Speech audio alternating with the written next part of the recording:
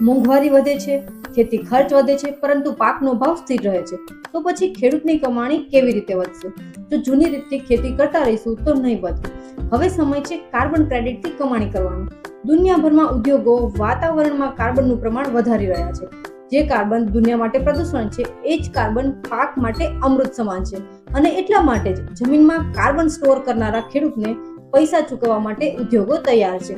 જ્યારે તમે ઓર્ગેનિક કે રેસિડ્યુ ફ્રી ખેતી કરો, નાઇટ્રોજનયુક્ત રાસાયણિક ખાતરનો વપરાશ ઓછો કરો, પાકના અવશેષો બાળવાની જગ્યાએ કમ્પોસ્ટ બનાવો અને ઝાડ વાવો, ત્યારે જમીનમાં કાર્બનનું પ્રમાણ વધે છે અને ત્યારે બને છે કાર્બન ક્રેડિટ.